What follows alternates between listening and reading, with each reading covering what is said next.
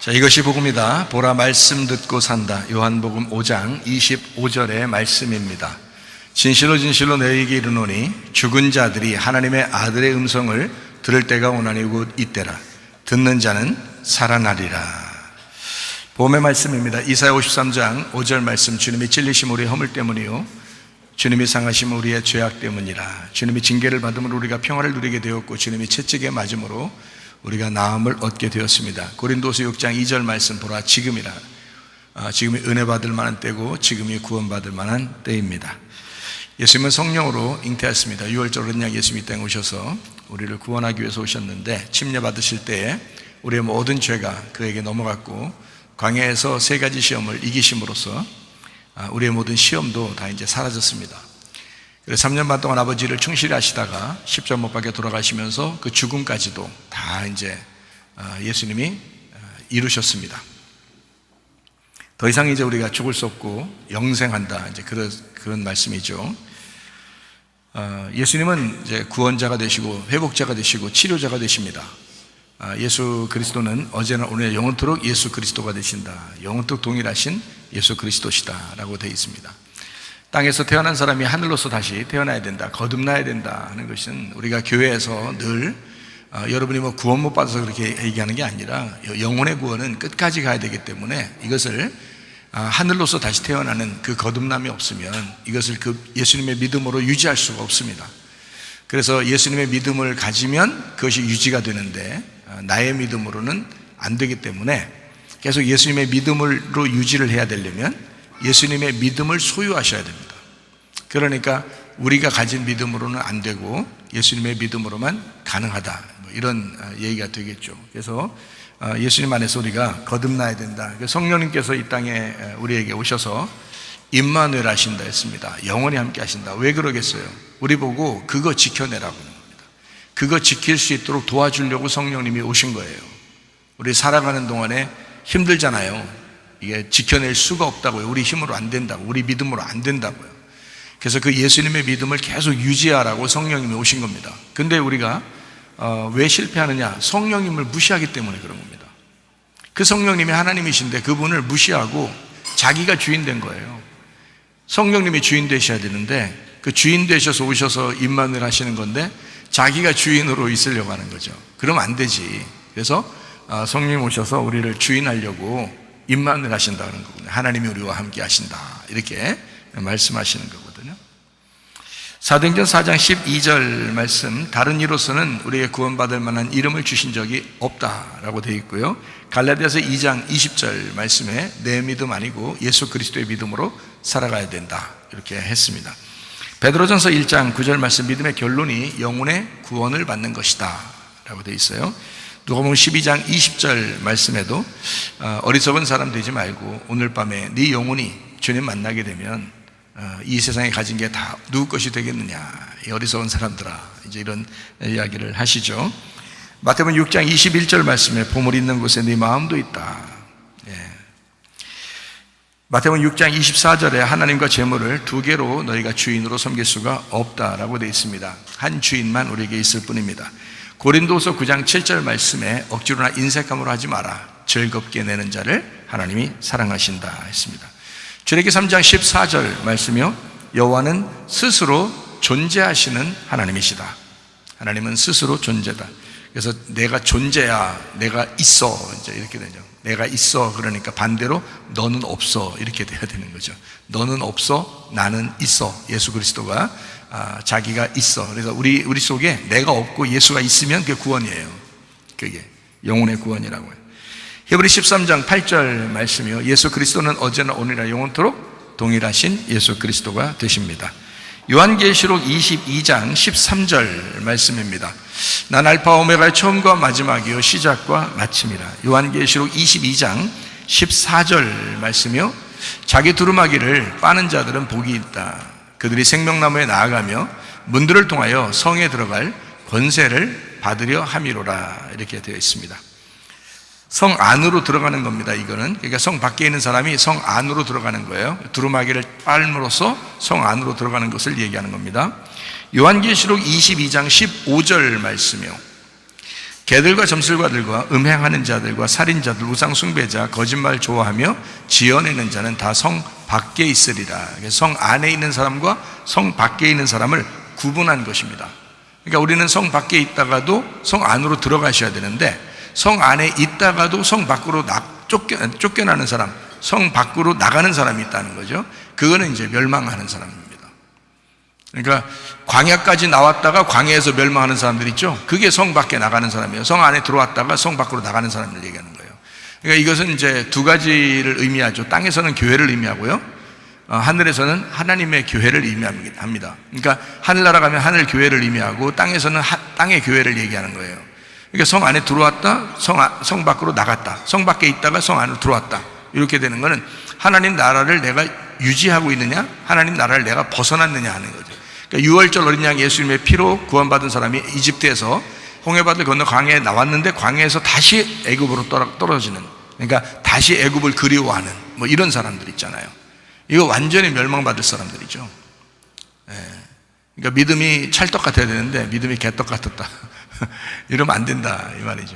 그러니까 말씀을 여러분이 계속 이제 기억하고 말씀을 자꾸 간직하는 게 굉장히 중요합니다. 여러분이요. 그래야 그 말씀이 자꾸 여러분을 묵상하게 하고, 그 말씀을 계속 묵상할 때 여러분 그 말씀이 떠나가지 않죠. 그렇게 말씀을 계속 그리워하고 그렇게 하셔야 됩니다. 점심 먹고 제가 1층 예배당 가서 기도해 드리느라고 이제 한나여전도를 갔거든요. 기도해 주느라고 갔는데, 송 권사님이 그러더라고요. 자기는 참 여기 교회 와서, 자기가 딴 데 옛날에 젊을 때 교회 딴 데 다녔었는데, 이곳저곳 이렇게 다녀봐도 여기 있는 말씀이 그렇게 좋대야. 여기 있는 말씀이 그렇게 좋대요. 지금도 듣고 있을 거예요. 그래서 그렇게 좋대야. 그래서 다 까먹었대요, 오늘 말씀 들은 거. 그래도 좋아요. 그래도 좋아. 말씀 듣고, 그래서 내가 그랬어요. 말씀 들을 때는 이해가 됐죠? 그렇대야. 그럼 됐다. 그래서 그럼 됐다고. 말씀 들을 때는 이해가 죠. 이제 말씀 끝나고 나면 많이 까먹죠, 사실. 그죠? 그게 무슨 사탕도 아닌데 다 까먹고 그러죠. 근데 자꾸 그 말씀을 기억해야, 이게 주야로 묵상하고 자꾸 말씀을 기억해야, 뭐 누구든지 이게 그 사람이 뭐 머리가 얼마나 좋으면 계속 기억나겠어요? 그렇지 않죠. 근데 말씀 들을 땐 이해가 돼도 말씀 끝나고 나면 또 잊어버리고 그러거든요. 또 잊어버리고 그렇게 하는 거지, 뭐 사람이 다 그런 거지. 계속 기억나겠어요? 그러니까 묵상하는 거지. 그래서 주야로 이렇게 말씀을 묵상하면서 자꾸 말씀을 기억하고 그러는 거죠. 뭐 괜찮습니다. 하나님이 여러분을 사랑하시고, 제가 딱 요거 하나를 여러분이 기억하면 돼요. 어떻게 하면, 내가 성 밖에 있다가 성 안으로 들어가야 되겠구나, 이렇게 기억하면 됩니다. 성 안에 있다가 내가 잘못하면 성 밖으로 떨어져 나가게 생겼구나. 이게 어디 생활이라고요? 어디 생활? 교회 생활이라고요. 교회 생활. 그거 굉장히 중요합니다. 그러니까 구원받은 사람은 가정이 필요한 것처럼, 태어난 사람이 가정을 필요한 것처럼, 구원받은 사람은 교회가 반드시 필요한 겁니다. 이게 하나님의 가정이거든요. 그게 요거를 주장을 잘 못하는 사람들이 있어요. 그거는 그런 걸 잘 못 깨달아서 그럴 수도 있는데, 이게 굉장히 중요한 겁니다. 이게 진짜 구원이에요. 왜냐하면 교회가 여러분의 죽을 때까지의 삶의 그 구원, 영혼의 구원을 책임지기 때문에 그래요. 그 교회가. 근데 사람들이 그걸 모르잖아요. 그러니까 교회가 별로 중요하지 않게 생각되는 거예요. 그래서 그냥 중간중간 다 막 이탈해버려요. 그냥 중간중간 자기 생각 다 까먹어버리고, 기분 나쁘면 막 자기 맘대로 살아버리고, 막 자기 승질해서 이러잖아요. 그럼 여기서 멸망하는 거예요. 여기 광야 생활, 여기 교회 생활에서 그냥 멸망하시고. 그러면 안 돼. 그건 진짜 실패하는 거야. 그래서 교회 생활 이 자체가 여러분 구원받아서 교회 올 때보다 더 중요한 거예요. 이거는 그때는 한 번이지만 지금은 계속 가야 되잖아요. 죽을 때까지. 그 얼마나 중요해요, 이게. 근데 이거를 모른다고요. 진짜 교회 중요한지를 사람들 잘 모르는 것 같아요. 교회 다녀도 뭐 집사, 권사, 장로, 뭐 목사들도 잘 모르는 것 같아요. 그냥 직업적으로 생각하는 것 같아요. 그런 사람들도 꽤 있는 것 같아요. 여러분, 우리 교회는 그러시면 안 됩니다. 우리 교회는요, 말씀 사모하고 교회 사모하고 주님 사랑하다가 주님 만나시기를 바랍니다. 요한복음 5장 25절의 말씀을 보니까, 말씀을 들을 때가 오나니 곧 이때라. 말씀 들으면 너희가 살아나리라 그랬거든요. 말씀 들으면 살아난다. 그러니까 계속 살아있는 걸 얘기하는 거잖아요. 지금 살아가는 거는 말씀을 들어야지 살아가는 거예요. 그러니까 옛날 살았었다도 아니고 앞으로 살 거야 라는 것도 아니고요. 지금 살아있는 거예요. 계속 지금 살아있어야 되는 거예요. 말씀을 들으면 지금 살아있어야 되는 거예요. 계속해서. 자, 말씀 듣고 산다는 게 굉장히 중요합니다. 아시겠죠? 무슨 말인가? 자, AI라는 거 들어봤어요? 못 들어봤어요? AI 들어봤죠? AI와 공존하는 시대가 자연스럽게 올 것입니다. 여러분이 지금 AI 뭐 이런 거, 인공지능, AI, 이런 얘기들을 그냥 뭐 막연하게 들었을 수도 있는데, 이 AI와 공존하는 시대가 자연스럽게 옵니다. 이게요. 지금 아주 가깝게 다가왔어요. 이제 실용화 되려면요, 상용화되고 실용화 되려면 그러면 1, 2년 사이에 이제 이게 움직이기 시작할 겁니다. 지금부터요. 자, 어떻게 그러면 이 AI 시대에 살아남을 것이냐? 자, 종교적으로도 영혼을 위해서도요, 사람들이 어떻게 개발을 하냐면 AI 목사를 만듭니다. 이제는요, AI 목사까지도 만들어요. 그리고 AI가 설교도 할 것입니다. 이건 뭐 기정사실이에요. 이건 정해진 거예요. 이미 정해진 거예요. 그러니까 정치, 경제, 종교, 문화 다 AI가 지금 활동을 이제 시작할 것 같습니다. 그런 시대에 여러분, 어때요? 여러분, 도태되는 사람이 되면 안 되는데, 어쨌든 기독교인들은요, 도태될 수밖에 없는 것 같아요. 세상을 그렇게 빨리 따라갈 수가 없어요. 이 기독교인들은 아무래도 뒤처지죠. 세상에서 빨리 그 앞으로 전진해 나가는 거 하고요, 급진적으로 하는 거 하고, 기독교인들이 이걸 따라잡는 거는 굉장히 힘든 것 같아요. 아무리 뭐 달려가도 아마 그 사람들은 날아다니니까 우리가 달려가면 거긴 날아다녀요. 그래서 도저히 따라갈 수 없는 시대에 살아가고 있습니다. 그래서 제가 생각해봤어요. 목사니까 목사로서 한번 목사를 생각해 봤어요. 그냥 목사된 사람들도 있을 거 아니에요. 그냥 목사된 사람들, AI를 모방해서 설교할 것입니다. AI가 설교를 만들어주거든요. 설교 만들어준 그것을 다 설교를 모방해서 이제 앞으로 설교하게 될 것입니다. 사람들은 AI가 만들어준 그 설교, 대부분 AI가 만들어주면요, 굉장히 감동적인 설교를 만들어낼 수가 있습니다. 감동적이고. 그리고 AI가 설교를 만들어주면 굉장히 지적인 설교를 만들어줄 것입니다. 그걸 읽기만 해도 아마 굉장히 감동적인 설교에 사람들은 열광할 것입니다. 그리고 아주 지적인 그 AI가 만들어준 그 설교에 사람들은 굉장히 열광할 거예요. 그런데 사람들이 더 많이 모일 거고요. 그래서 지금 서울에 그렇다고 그러죠. 하나 있다고 그러는데 AI 목사가 지금 있고 AI 교회가 지금 하나 있다고 듣긴 했어요. 제가 뭐 본 것은 아니니까. 근데 앞으로는 훨씬 더 설교도 잘하고 감동적인 설교를 하고 지적인 설교를 잘하는 그런 목사가, 그런 교회들이 앞으로 생겨날 것입니다. 점점 더. 잘 생각해 보면 AI가 책도 만들어줍니다. AI가 음악도 만들어줍니다. AI가 그림도 그려줍니다. AI가 영상도 만들어줍니다. 근데요, 사람들이 하는 것보다 훨씬 더 잘 만듭니다. 사람들이 아무리 머리를 창작해서 이렇게 만들어내는 것보다 훨씬 더 잘 만들어내요. 그러니까 사람들이 만들어내는 거는 자기 혼자 생각해서 그렇게 머리를 짜내가지고 창조적인 마음으로 이렇게 만들잖아요. 근데 그런 창조적인 머리를 가진 전 세계의 모든 것을 갖다 컴퓨터가 싹 다 모아가지고 하나를 탁 만들어내니까 사람은 따라갈 수 없죠. 못 따라가요. 자, 직접 방송도 하고, 직접 설교도 하고, 직접 가사 도우미도 해주고, 직접 애인도 돼줄 것입니다. 자, 이 세상에서 스포츠 1인자가 누가 될까요? 앞으로 AI가 됩니다. 이 세상에서 연예인의 1인자가 누가 될까요? AI가 됩니다. 이 세상의 설교자의 1인자가 누가 될까요? 최사무엘 목사. 그건 아니고 뭐 1인자라 그런 게 아니라 주님을 만나서 설교를 해야 된다 이 말이에요. 그렇지 않으면 지적인 설교나 감동적인 설교로만 따지면 AI가 1인자가 될 것입니다. 못 따라잡아요, 인간이. 목사, 교사, 교수, 법관, 변호사, 가수, 연예인, 의사의 1인자 모두 다 AI가 차지할 것입니다.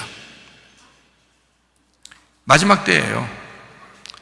사람이 감당할 수 없는 시대가 곧 다가옵니다. 몇 년 사이로. 여러분이 대비할 수도 없어요. 어떻게 대비하실 거예요, 여러분? AI는 이미 모든 것을 다 수집해서 가지고 있는데 인간이 아무리 창작해도 그 사람 혼자인데 상대할 수가 없어요. 자, 요즘에 수술할 때 의사가 수술하기도 하고요, AI가 수술하기도 합니다. 그러면 어느 쪽을 여러분 선택할 거예요?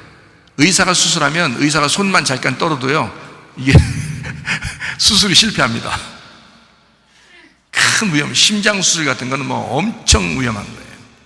그래서 심장 수술을 가장 잘하는 병원이 이제 아산에 있죠. 근데 거기서도 AI가 수술하는 쪽을 의사가 권유한다는 거죠. 대신 돈을 더 내라, 이렇게. 그러니까 더 비싸죠. AI가 수술하면 더 비싼데 실수를 안 한다는 거죠. 왜냐하면 0.001mm도 이 바늘을 비뚤어 나가는 게 없으니까, 이 기계니까요. 사람은 안 그래요. 사람은 손맛이 있잖아요. 손맛 때문에 이게 움직일 수도 있는데 기계는 안 그러거든요. 기계는 정확하게 0.01mm도 안 틀리게 수술해버리기 때문에요. 기계로 수술하는 거를 추천하는 거죠. 그렇지만 돈은 더 비싸다. 그러니까 의사들도 AI 뭐 나사 조여주고 이렇게 이런 거 있잖아요. 고쳐주고 뭐 이런 쪽으로 해야지. 앞으로는 기술이 뭐 특별한 기술이 없어요. 기계 이렇게 만져주는 거, 고장나지 않도록 녹슬지 않도록 이렇게 닦아주고 하는 거, 뭐 이런 정도로 의사들이, 아마 의사 직업 갖는 사람들은 아마 그쪽으로 아마 누가 더 잘 닦나, 뭐 이런 거, 누가 나사를 더 잘 조이나, 이런 거 아마 발달할지도 모릅니다. 그 정도로 기계가 정교합니다. AI 기계가요, 사람이 따라잡을 수가 없습니다. 인간은 점차적으로 기계에 의존하며 살아가게 되어 있습니다. 지금도 마찬가지예요. 여러분이 기계 없이는 하루도 살 수가 없어요. 어떻게 해요? 핸드폰이죠. 핸드폰, 이 스마트폰, 핸드폰, 이게요, 이거 없으면 불안하죠. 이게 벌써 나온 지가 뭐 오래된 거 아닌데도, 근데도 이거 빼놓으면은 살아갈 수가 없어요. 불안해서. 지금도 의존하면서 사는 거예요, 기계에. 그러니까 기계에 의존하면서 살아가는 인간, 그렇게 될 수밖에 없도록 지금 기계 없이는 살아갈 수 없도록 세상이 움직여지고 있다. 자, 기계를 잠시 놓고 농사를 지으면서 그냥 살아간다면 어떻게 될까요?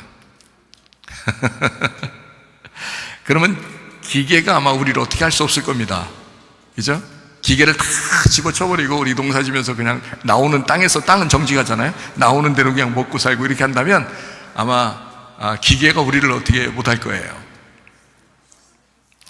근데 가만히 생각해 보면 농사 짓는 거 이외에 다른 것으로 지금 기계가 통치하지 않는 게 거의 없는 것 같아요, 보니까. 그러니까 농사를 짓는 그 솔직한 진실한 땅의 그 정직함, 그거 말고는 사람이 땀을 흘려야 먹고 산다, 흙은 흙으로 돌아간다, 이거 다 농사 아니에요, 농사. 그러니까 이거밖에 다른 게 없어요. 기계가 통치하는 것을 벗어나는 방법, 그게 이제 이런 방법이 아닌가 싶은데, 근데 지금 이미 그러기가 쉽지 않죠. 이미 어린아이들까지도 기계에 다 지배를 받고 있습니다.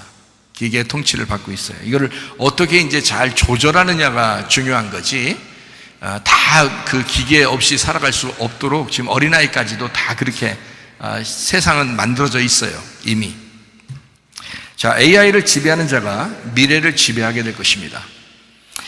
AI를 다룰 줄 아는 사람이 부자가 될 것입니다. 제가 말하는 거를 그냥 허술하게 듣지 마세요. 앞으로 사실이니까. 기계의 반란은 인간이 만든 최악의 시나리오가 될 것입니다. 이미 우리는 기계를 반대로 거슬러 살아갈 수 없는 시대를 지금 살아가고 있어요. 그래서요, 여러분, 기계라고 하는 게 이게 장난이 아니에요.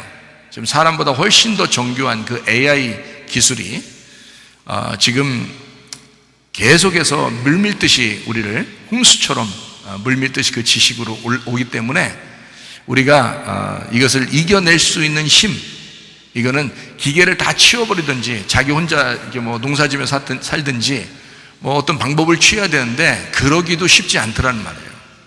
그만큼 지금 세상이 기계의 반란이 일어났다 할 정도로 지금 세상이 혼란해졌습니다. 이건 이미 시작됐습니다. 그럼 언제 끝나냐? 주님 오셔야 끝납니다. 이거는 더 이상 사람이 막을 수 없습니다. 자, 음란하고 거짓이 난무하고 폭력이 심하고 시기, 질투, 욕심이 늘어나고 AI가 지배하는 시대, 소망이라고는 하나도 없어 보이는 이 시대, 주님을 소망하며 살아가는 것은 믿는 자의 축복입니다. 믿는 자는 예수 그리스도가 우리의 소망이라고, 우리의 산 소망이라고 믿는 사람들이잖아요. 그러면 다른 이 세상은요, 오히려 기계가 소망이거든요. 오히려 AI가 더 소망이거든요. 보이진 않지만 우리가 예수 그리스도가 우리의 소망이라고 믿는 사람들이 바로 그리스도인들입니다. 그리스도에게 속한 사람들. 그러니까 우리에게 소망은 뭐가 되어야 되겠어요? 이 세상에서 말하는 자기들의 소망, 그 AI나 기계, 그 우리의 소망도 AI나 기계, 앞으로의 미래는 그것이 지배할 거니까 그걸 따라가자? 이럴 것입니까? 아니죠. 이 세상에서 굶어 죽더라도 우리의 산 소망이 예수 그리스도여야 합니다. 그게 그리스도인들이고 그게 믿는 사람들인 거예요. 결국 주님은 공평하게, 모든 사람에게 공평하게 오실 것입니다. 주님의 재림도 똑같이 우리에게 임할 것이고, 우리가 죽어서 주님 앞에 가는 것도 똑같이 공평하게 다 받을 거예요. 이 세상은 다 불공평해요. 부자나 가난한 사람이나 날씬한 사람이나 뚱뚱한 사람이나 예쁜 사람이나 못생긴 사람이나 다 불공평해요. 태어날 때부터 뭐 천재가 있는가 하면 태어날 때부터 바보가 있고요. 완전히 다 불공평합니다. 이 세상은 진짜 다 불공평한 시대에 살아가고 있어요. 그러나 주님이 오시면 아주 공평해집니다. 주님이 오시면 우리는 그걸 기대하는 사람들이죠. 그때 돼서야 공평이라는 게 이런 거구나 라는 걸 깨닫게 되는 거지, 이 세상 살아가는 동안에는 공평이라는 게 아예 없어요. 다 불공평해요. 각 가정들마다 얼마나 불공평합니까? 그러니까 사람들이 시기, 질투하고 정욕과 탐심에 의해서 살아가죠.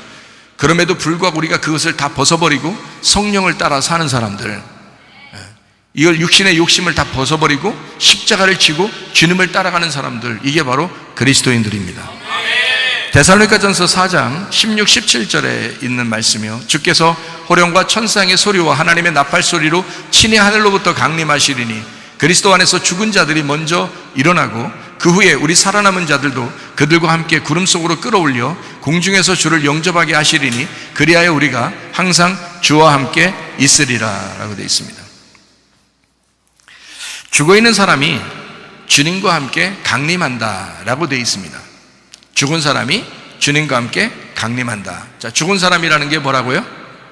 죽은 사람은 살아있는 사람입니다. 죽은 사람이 살아있는 사람이에요. 그러니까 하나님이 우리에게 말씀하시는 거를 여러분이 잘 생각해 보셔야 돼요. 성경은 간혹 우리의 생각하고 완전히 반대되는 경우가 있습니다. 요한복음 9장에 보면 예수님께서 하시는 말씀이요, 실로암 목가에 이제 그 소경을 고쳐주잖아요. 그때 이제 예수님이 다른 사람들, 그러니까 소경은 눈을 뜬 사람이다 라고 얘기하고 눈 뜬 너희들은 소경이다 라고 해서, 눈 뜬 너희들은 죄가 있고 소경이라고 너희들이 죄인이라고 생각했던 그 소경은 눈을 뜬 사람이라 죄가 없는 사람이다 라고 얘기해요. 그러니까 소경은 죄가 없는 사람이고 눈 뜬 사람은 죄가 있는 사람이다 라고 얘기한 거예요. 여러분, 눈 뜨고 얼마나 시기, 질투, 정욕, 욕심으로 살아갑니까? 생각해 보세요. 눈 뜨고 다른 사람을 얼마나 비판하고 판단하고 얼마나 그렇게 살아갑니까? 눈 감은 자가 되셔야 된다고요. 눈 감은 자라는 말은 다른 말로 죽은 자를 얘기합니다. 죽은 자는 살아있는 거란 말이에요. 눈 감아있는 자는 눈 떠있는 자라. 눈 떴다고 생각하는 사람은 눈 감은 자라는 거죠. 그러니까 자기는 살아있다고 생각하는 사람이 그게 죽은 자예요. 근데 죽어있는 사람은 살아있는 사람이에요, 하나님 안에서. 그래서 여기 이 땅에서 죽어있는 사람이 하늘에서 살아있는 사람이 주님과 함께 있는 사람이에요. 그래서 죽은 자는 살아있는 사람이고 살아있는 사람은 안식하는 사람이고 안식하는 사람은 주님과 함께 있는 사람이란 말이에요. 그 주님과 함께 있는 사람이 내려온다 이렇게 되는 거죠. 이게 이제 땅에서 죽었다가 살아난 사람, 이 사람은 부활의 사람이라 그러죠. 땅에서 죽었다가 살아난 사람을 부활의 사람이라 그래요. 그러니까 이미 죽은 사람은 주님과 함께 내려오게 되고요, 이 땅에서 죽었다가 부활한 사람이 주님께 끌어올려간다 이렇게 되어 있습니다. 그러면 죽었다가 부활했으니까 살아난 거죠. 그러니까 살아있는 사람, 살아난 사람이 끌어올려간, 살아있는 사람이. 자, 그냥 살아있으면 안 됩니다. 그냥 살아있는 사람이 주님 만나러 간대, 그 휴거래 이렇게 말하는데 그거 아니고, 그냥 살아있는 사람이 어떻게 주님 만나러 가요? 생각해 보세요. 죽었다 살아났어야지. 교회만 나왔어도, 우리 교회만 나왔어도 아마 여러분은 그걸 알 것입니다. 아, 죽는 게 사는 거구나, 이걸 알았을 거예요. 우리 교회만 나왔어도. 그러니까 살아있는 사람이 주님 앞에 끌어올려간다라고 얘기한 것은 이미 죽었었던 사람이란 얘기죠. 이미 죽었었던 사람, 이미 죽음으로 자기가 회개된 사람을 얘기하는 거잖아요. 이미 죽음으로 자기가 회개된 사람이니까 그게 살아있는 사람이라는 거잖아요. 이미 그 사람이 자기가 소경이라고 얘기하니까 너 눈 떴다라고 얘기하는 거잖아요. 너 살아있으니까 주님 앞에 끌어올려간다, 이걸 휴거라고 그러잖아요. 여러분, 주님께 휴거로 주님 만나셔야 되는데 어떤 사람이 만난다고요? 죽었다가 부활한 사람이요. 진짜 회개한 사람을 얘기하는 것입니다. 진짜 회개한 사람, 죽은 사람을 얘기하는 거예요. 그래야 살아나는 거죠. 그냥 살아있는 사람을 얘기하는 게 아닙니다. 그냥 살아있다 그러면 그건 죽어야 되거든요. 한번 하나님 아버지의 아들이다 그러면 그대로 그냥 가는 게 아니에요. 하나님의 아버지의 아들은 이미 죽어야 돼. 한 번은 죽고 부활하셔야 가는 거예요. 그래서 죽음을 경험하고 주님의 그 하나님의 나라에 하나님의 아들로 부활해서 가는 거거든요. 예수님도 그렇게 하셨잖아요. 그럼 우리도 예수님을 따라가야 되잖아요. 그럼 예수님 따라서 우리도 죽으러 가면 그럼 부활해서 올라가는 거예요. 그게 이제 살아있는 자가 주님 앞에 끌어올라간다라는 그런 말씀을 하는 것입니다. 끌려 올라간다. 그냥 살아있는 사람이 휴거된다는 말이 아닙니다. 무슨 말인지 여러분 이해하셔야 됩니다. 그래서 요한복음 5장 25절의 말씀에 이렇게 되어 있어요. 진실로 진실로 너에게 이르노니 죽은 자들이 하나님의 아들의 음성을 들을 때가 오나니 곧 이때라, 지금입니다. 듣는 자는 살아나리라 그랬습니다. 그 말이 무슨 말이냐면, 자, 죽은 사람이 말씀 듣고 살아난다, 이게 살아있는 자들이다. 주 앞에 끌려 올라가는 사람들은 어떤 사람이라고? 그러니까 죽은 사람이 말씀 듣고 살아있는 사람. 자, 말씀 듣고 아직 못 사는 사람은요, 아직 안 죽은 사람이요, 그냥 혼자 살아있는 거예요. 혼자. 그 죽어있는 사람이 말씀 듣고 살아난다니까요. 아니, 성경에 있는 대로를 여러분이 생각해 보시라고요. 제가 여러분에게 말하는 건, 자, 성경 말씀은 어떻게 되어 있다고요? 다소 반대로 되어 있다고 그랬어요.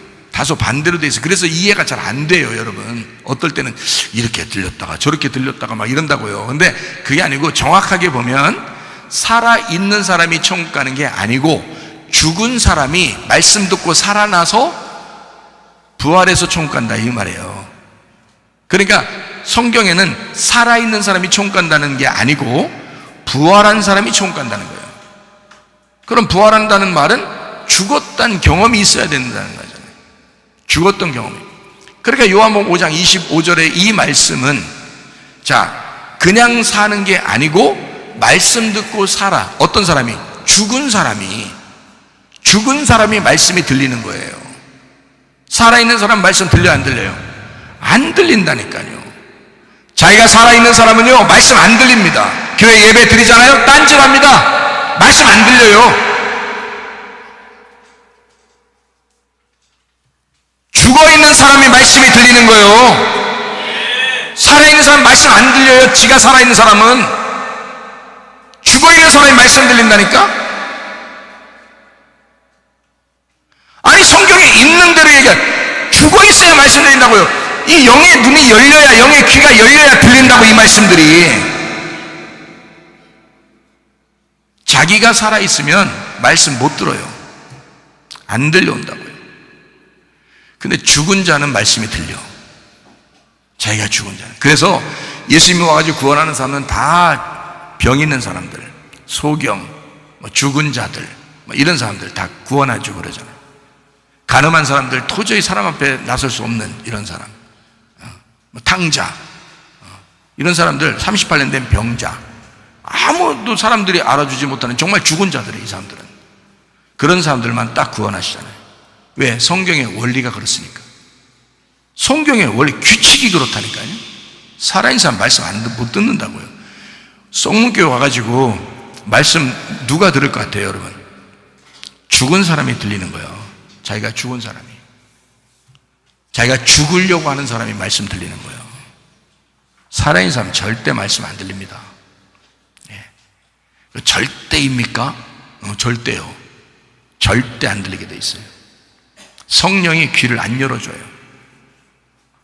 성령의 귀는요, 반드시 죽어 있어야 열린다니까. 이 사람이 죽어 있어야 성령이 들어가지. 자기가 살아있으면 성령이 안 들어간다니까요. 자기가 살아있으면 마음의 밭이, 자, 딱딱한 마음의 길가밭이요, 돌짝밭이고 가시밭이요, 어떻게 성령이 들어가서 열매를 맺어요? 이게 부드러워지고 마음이 부드러워지고 다 갈아엎어져야 성령이 들어오는 거예요.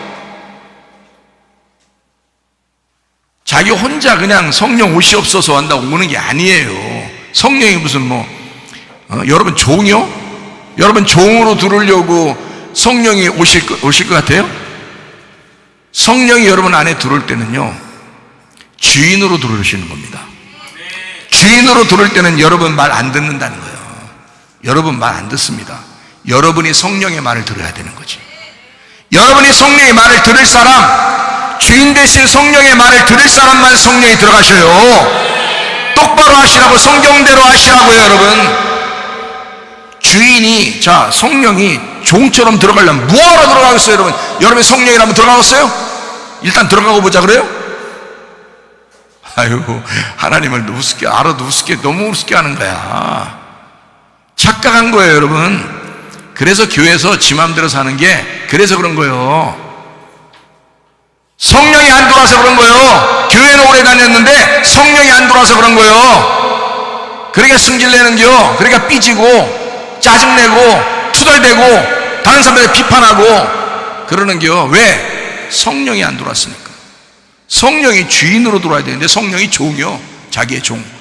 자기가 주인이야. 이 사람들이 자기가 살아있는 거잖아요. 자, 죽어라. 너 죽어라.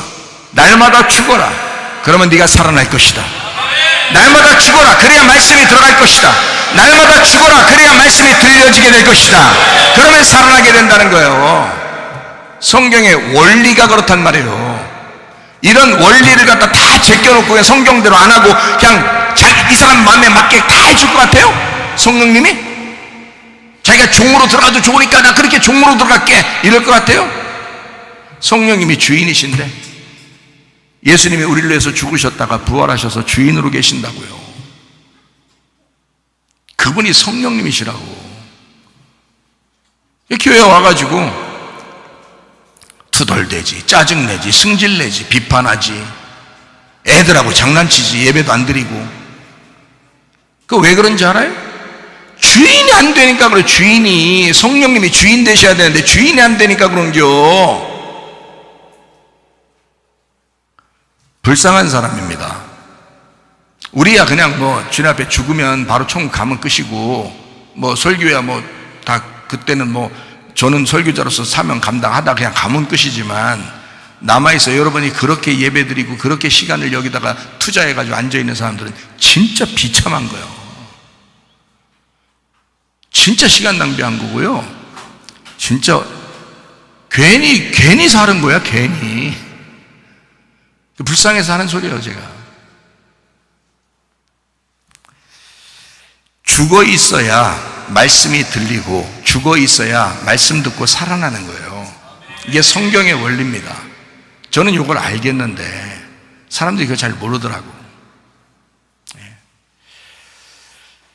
자, 그렇게 살아있는 사람, 죽은 자가 말씀을 듣고 살아난 그 살아있는 사람이 주님께 끌려간다라고, 그런 사람이 휴거된다라고 말한 거예요.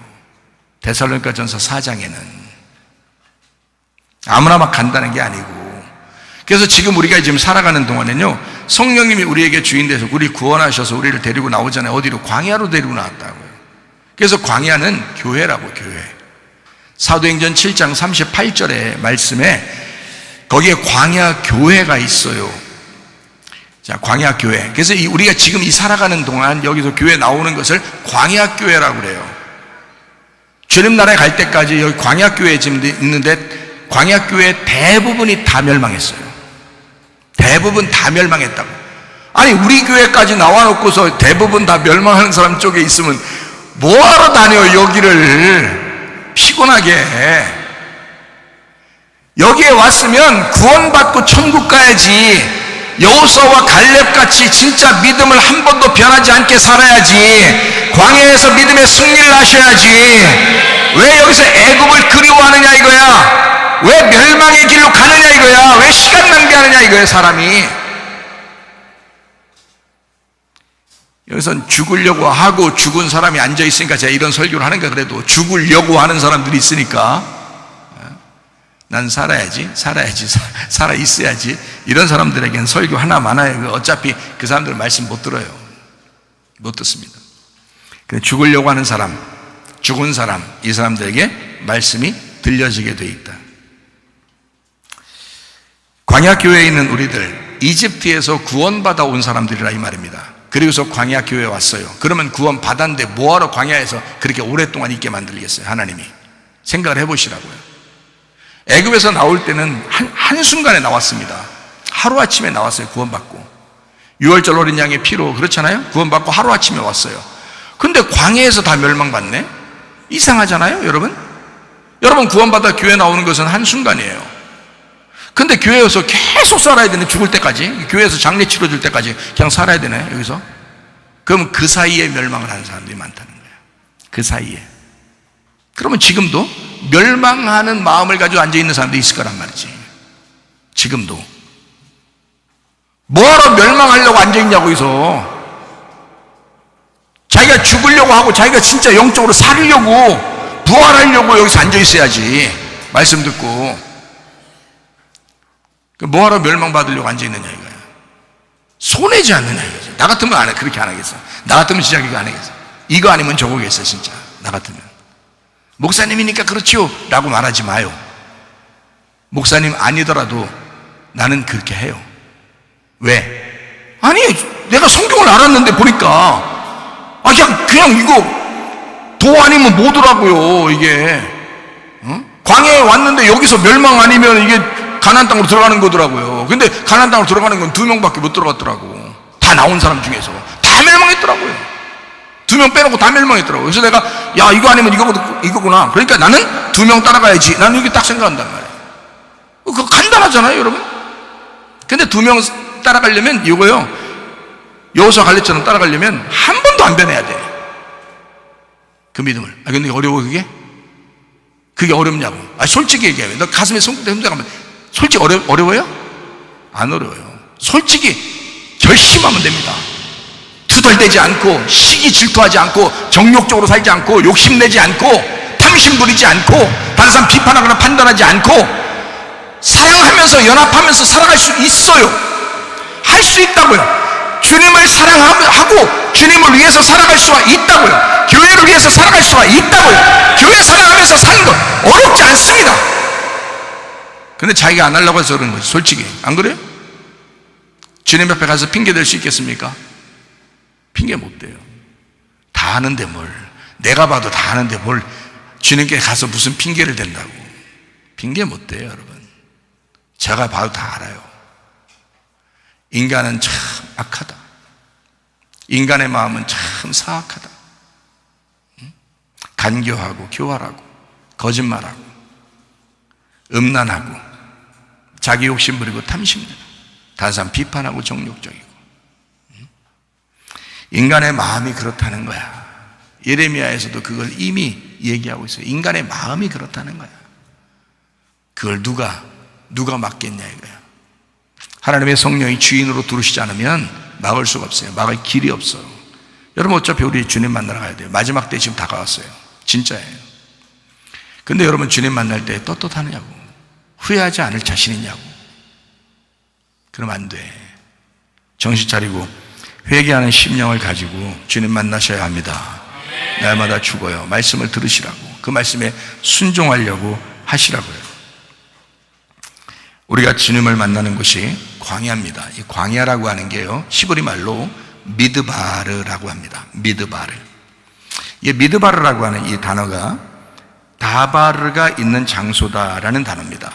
미드바르, 이 드바르가 다바르고요. 다바르라는 말이 헬라어로 말하면 로고스라는 말씀입니다. 로고스 말씀이 있는 장소라는 뜻이에요. 그러니까 다바르가 있는 장소, 말씀이 있는 곳, 광야교회입니다. 광야교회, 광야는 미드바르, 광야는 말씀이 있는 곳. 지금 어디예요? 교회예요. 교회가 말씀이 있는 곳이에요. 여러분이 그렇게 존중하고 좋아하는 곳이 바로 교회고요. 어떤 사람은 굉장히 무시하는 곳이 교회인데, 이 교회가 말씀이 있는 곳이라고요. 그래서 이 교회에서 만나는 게 굉장히 중요합니다. 말씀이 있는 장소에서 만나는 게 굉장히 중요해요. 그래서 광야 교회 들어가면요, 다 매일 만나가 내리잖아요. 뭐 사람들이 막 주님을 따른다고 했다가 안 따른다고 했다가 막 배반했다가 막 해도 말씀은 계속 떨어져요, 여러분. 여기에 성도들이 있는 한, 말씀 듣고자 하는 성도들이 있는 한 말씀은 계속 전달됩니다.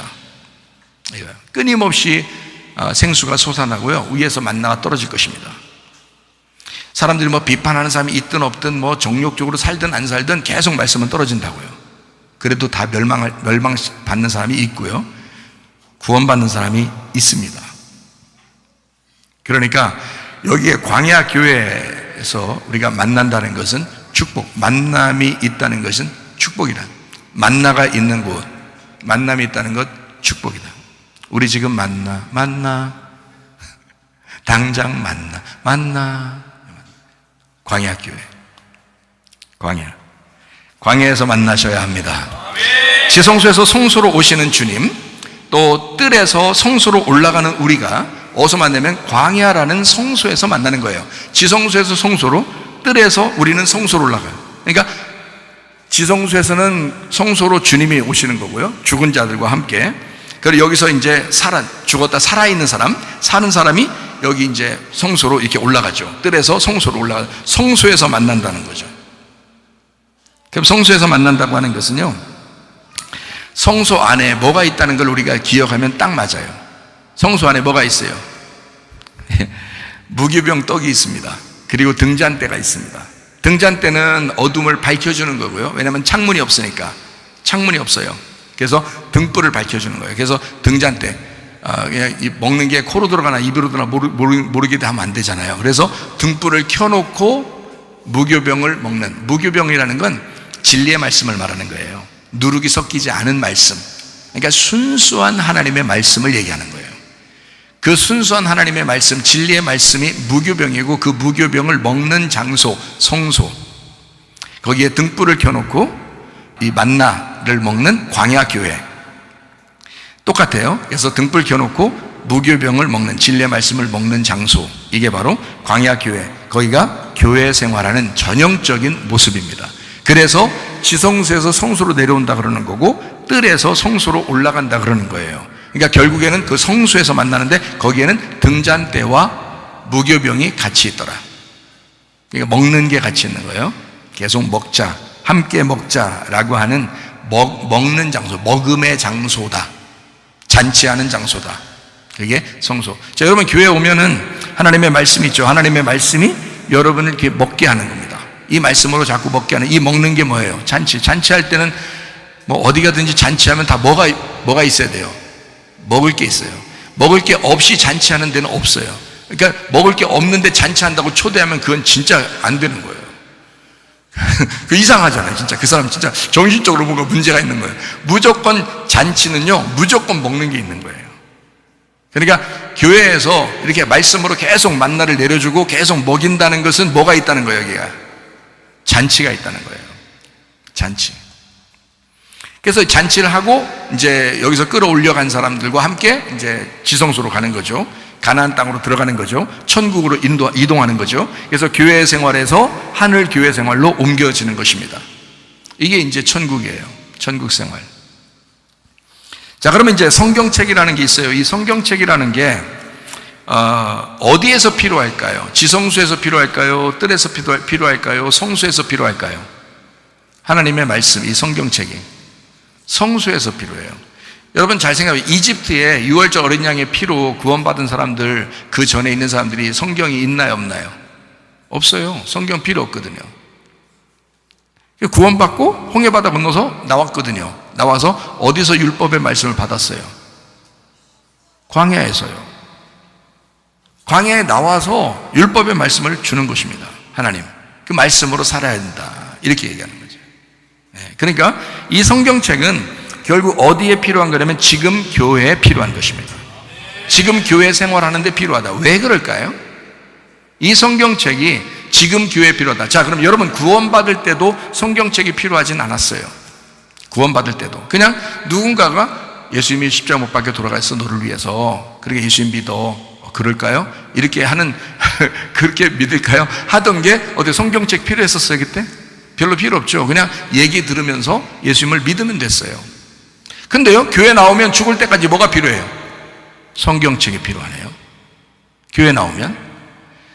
교회 나오기 전에는 성경책이 필요 없었는데 교회 나오고 나니까 성경책이 필요해요. 자, 하늘나라 올라갔어요, 여러분이. 그럼 성경책 들고 가요? 안 들고 가요? 어떤 관 속에다 집어 넣은 사람도 있대. 에? 그렇다고 해서 그 사람 영혼이 천국 갈 때 그 관 속에 있던 성경책이 떠서 가나요? 안 가겠죠.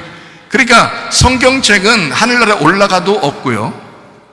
또 어떤 사람 있겠죠. 금으로 해가지고 또 성경책이 이렇게 있겠죠.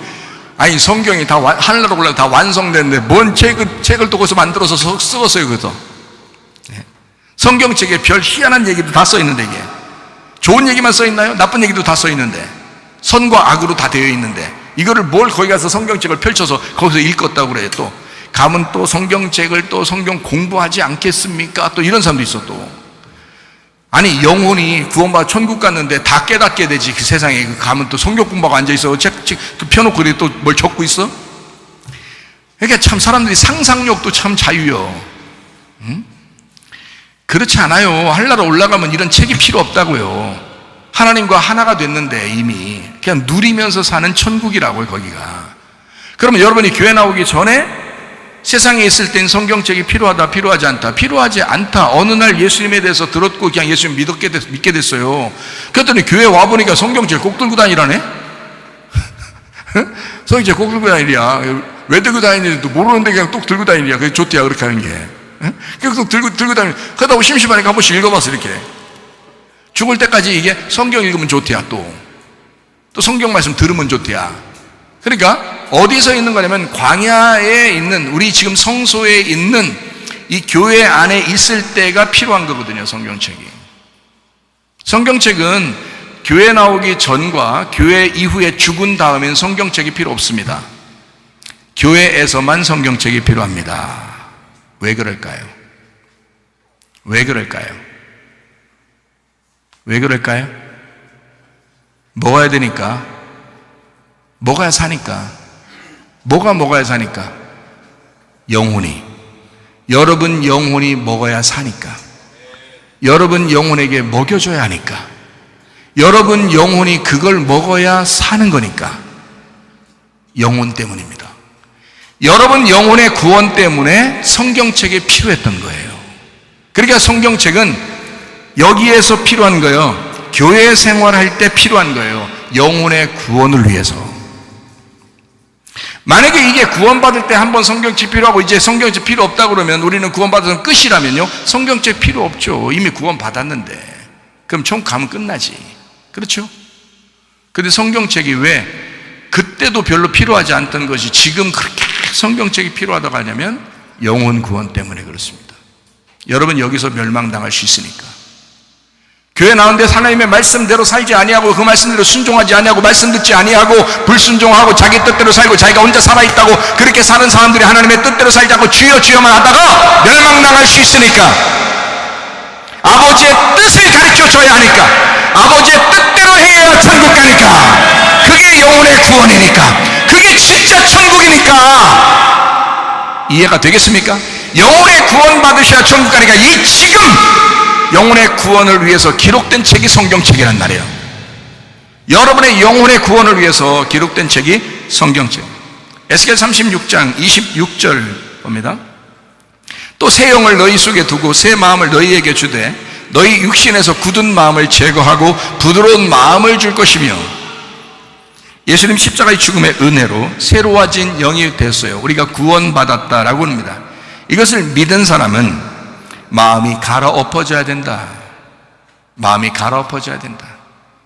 그럼 뭘로 갈아엎을 거예요, 여러분? 그 마음을 뭘로 갈아엎을 거예요? 하루아침에 갈아엎어지는 것 같지는 않은데, 이 마음을 어떻게 갈아엎을 거예요? 하나님의 말씀입니다.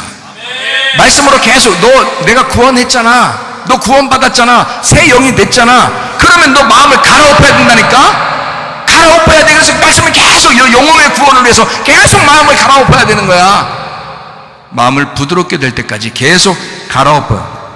길가밭, 돌짝밭, 가시밭, 이것을 다 갈아엎어서 좋은 밭 만드는 거예요.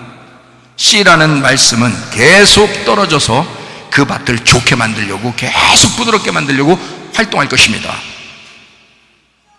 그 말씀의 씨가 들어가서 열매를 맺으려면 좋은 밭이 되어야 합니다. 좋은 밭에다가 주님의 영, 성령님이 들어오신다. 에스겔 36장 27절의 말씀입니다. 또 내 영을, 이렇게 했습니다. 내 영을, 이게 뭐냐면 성령님이셔요. 성령님을 너희 속에 두어 너희로 내 율례를 행하게 하리니 너희가 내 규례를 지켜 행할지라. 성령이 오신 목적이 있다는 겁니다. 성령이 오시는 것은 그냥 아무에게나 오는 게 아니라 마음을 다 갈아엎어진 사람에게 오겠다는 거잖아요. 지금 기죠? 자, 마음이 다 갈아엎어진 사람에게 오는 목적이 있는 거예요. 왜 그런 사람에게 와야 되냐, 성령이. 사람들이요, 예수님 믿었어요 라고 하면서 무조건 성령 들어온 줄 알아요. 성령이 그냥 막 들어갑니까? 성령이 들어가서 엄청나게 무시당하는데도 막 들어갈 것 같아요, 여러분? 성령이 여러분 안에 들어왔는데 엄청 무시당하면 들어오겠냐고. 성령이 우리 주인 되셔야 돼. 말씀이 우리 주인 되셔야 돼. 그 말씀대로 순종하려는 사람에게 들어오는 거예요. 좋은 밭 되는 사람에게 들어오는 거예요. 내 영을 너희 속에 두어. 어떤 사람에게? 마음의 밭을 다 갈아엎은 사람에게, 부드러운 마음이 된 사람에게 주겠다는 거예요. 내 영을, 하나님의 성령은 그렇게 오시겠다는 거죠. 그러니까 교회 나와서 막 엉덩이에 뿔난 짓을 많이 하는겨. 교회 와서 사람들이 몰라서 마음의 밭이 갈아엎어지지도 않았는데 그냥 교회 나오는 거예요. 나왔으니까, 오래 다녔으니까 그냥 막 엉덩이 뿔난 짓을 막 하는 거예요. 장로 됐네, 뭐 집사 됐네, 권사 됐네, 막 이렇게 막 엉덩이 뿔난 짓을 하는 거예요. 그러면 안 됩니다. 이럴 땐 더 부드럽게 얘기해야 사람들이 더 좋아하겠죠? 글쎄, 부드럽게만 한다고 좋은 건 아닌데. 자, 좋은 밭에 주님의 영, 성령이 들어오실 것입니다. 분명한 거예요. 성경의 약속대로니까. 그러니까 오늘부터 여러분 회개하시고 마음의 밭을 다 갈아엎으셔요. 회개해야 갈아엎어지는 겁니다. 회개해야. 그때 우리 박 집사님이 저한테 죽었다 살아나서 저한테 하는 얘기가, 목사님, 제가 죄송합니다. 제가 미안합니다. 제가 잘못했습니다. 그러더라고요. 왜요? 그 전에 안 됐다는 거야. 그게 안 됐었다는 거야. 죽었다 살아나니까 알겠다는 거야. 아, 목사한테는 이렇게 하면 안 되는 거구나. 목사한테는 정말 잘해야 되는 거구나. 진짜 죽었다 살아나 보니까 그걸 아는 거야. 성령이 들어오는 목적이 있습니다. 제대로 잘 깨달으셔요. 저는요, 여러분에게 가감없이 말씀을 증거하는 편입니다. 제가 눈치 보거나 뭐 이러지 않으니까 그냥 가감없이 말씀을 증거하는 편인데, 성령이 들어오시는 목적이 있습니다. 왜 들어오냐면 나와 함께 영원히 거하기 위해서 오시는 겁니다. 성령이 오시는 목적은요, 나의 영혼을 계속 인내하도록 지켜내기 위해서 들어오시는 겁니다. 왜냐면 이게 사는 게 엄청 힘들거든요. 죽을 때까지 살아가야 되니까. 이게 하루 이틀이 아니잖아요. 그래서 요거를 지켜내려면 성령이 들어와야 지켜지거든요. 그래서 성령님이 들어오셔서 이걸 지켜내 주는 거거든요. 그렇지 않은 사람들은요, 성령 엄청 무시하고 있는 겁니다, 여러분. 만약에 들어왔었다면.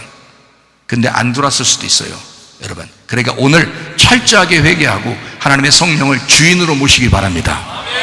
네, 그게 주님이라는 거예요. 주여 주여 말만 하지 말고 아버지의 뜻대로 행해야 주님이 되시는 거지. 생각을 해보시라고, 여러분. 집사답게, 장로답게, 권사답게, 목사답게 살다가 주님 만나시기를 바랍니다. 그냥 어영부영 살다가 주님 만나려고 하지 말라고요. 근데 진짜 얘기하잖아요. 불쌍해서 얘기하는 거라고 얘기하잖아요. 성령이 들어오시는 목적, 우리 영혼의 교회 생활과 가정 생활을 성공적으로 이끌어주기 위해서입니다. 그러려고 성령이 들어오시는 거예요. 자기 가정 생활이 안 돼요? 교회 생활이 잘 안 됩니까? 그럼 성령이 안 들어오셨거나 성령이 왔는데 당신이 주인인 거야. 성령이 주인 되시면 반드시 여러분을 교회 생활에서 성공적으로 이끕니다. 가정 생활에서 성공적으로 이끕니다. 신고사님 아셨죠? 자녀들 구원을 위해서 목숨 걸으셔야 돼. 자녀들 구원을 위해서. 혼자만 그냥 구원받으려고 하면 안 돼. 다 구원받아야 돼. 목숨 걸으셔야 돼. 그 정도 걸려도 안 돼. 더 걸어야 돼. 성공적으로 우리 가정생활과 교회생활을 이끌어줘야 되기 때문에 그 영혼의 구원을 위해서 성령님이 들어오시는 거라고요. 성령님은 우리 영을 얘기하는 게 아니야. 성령님은 하나님의 영이에요. 하나님의 영. 그래서 그 하나님의 영은 우리 마음밭이 반드시 갈아엎어져야 들어오시는 분이다. 내 영혼을 주님의 재림에 인도하기 위해서 성령님의 인도하심, 그 성령님이 들어오시는 것, 성령님이 들어오시는 것은 목적이 우리를 주님의 재림에 인도하기 위해서예요. 자, 구원받은 영이 있어요. 구원받은 영은 영혼이 계속 날마다 구원에 이르도록 믿음으로 말미암아 살아가는, 그래서 믿음으로 살도록 만들어가는 게 하나님의 성령께서 계속 도와주셔야 그 믿음으로 살아가기 때문에, 변함없는 믿음이 되기 때문에 성령이 들어오셔서 그 사람을 인도하는 거거든요. 로마서 1장 17절 말씀입니다. 복음에는 하나님의 의가 나타나서 믿음으로 믿음에 이르게 하나니 기록된 바 오직 의인은 믿음으로 말미암아 살리람과 같으니라 그랬습니다. 믿음으로 말미암아 살아야 할 것, 영혼이 계속 날마다 구원에 이르도록 믿음으로 사셔야 된다. 요한계시록 22장 14절 15절의 말씀입니다.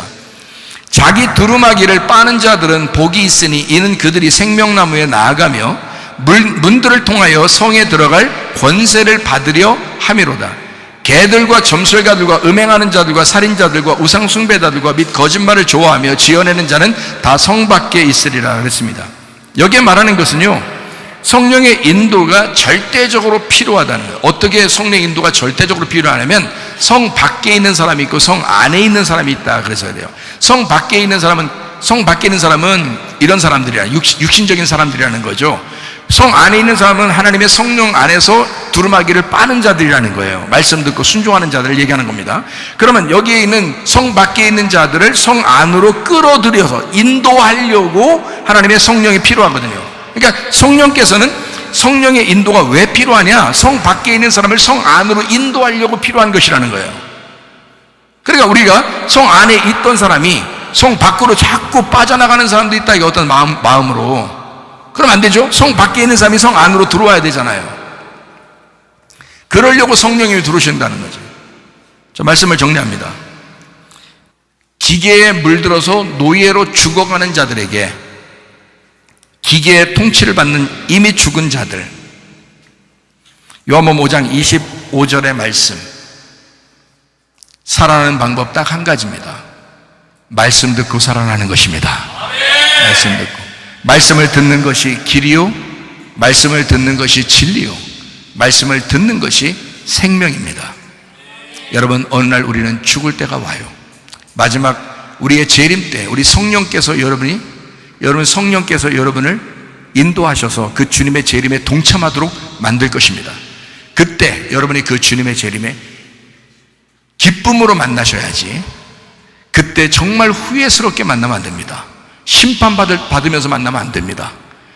성 밖에 있던 사람이 성 안으로 들어와서 주님 만나야지, 성 안에 있던 사람이 성 밖으로 쫓겨나면서 주님 만나시면 큰일 납니다. 그러므로 여러분, 말씀 듣고 순종하다가 주님 만나시기를 바랍니다. 우리 하나님 아버지, 사랑과 은혜를 감사합니다. 아버지, 우리가 성 밖에 있다가 성 안으로 들어오게 도와주시옵소서. 이 시대, 하나님 마지막 시대, 주님 재림이 다가오고 있는 이 시대, 우리가 언제 우리의 인생을 또 마칠지 모르는 그 시대에 우리가 살아가고 있습니다. 그러나 하나님 아버지, 우리가 하나님의 말씀을 사모하고 하나님 말씀을 듣고 하나님 말씀대로 순종하다가 주님 만나게 하옵소서. 예수님 존귀하신 이름 받들어 기도 올려옵나이다. 아멘. 주님 감사합니다. 우리 하나님 아버지 함께 하시고 사랑하심을 감사합니다.